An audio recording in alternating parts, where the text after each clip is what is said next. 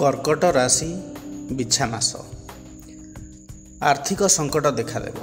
वाणिज्य रे क्षतिर संभावना रही। पुरातन रोगरू मुक्ति मिलिब।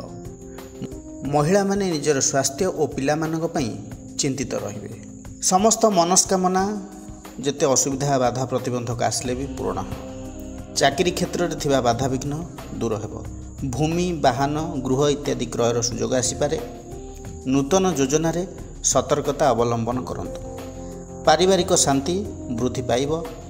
महिला माने आनंद रे समय अतिबाहित करिवे।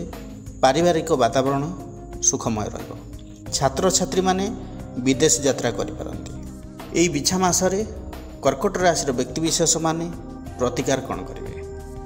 दैनिक शिव दर्शन करने सहित माता भुवनेश्वरी उपासना करने दरकार।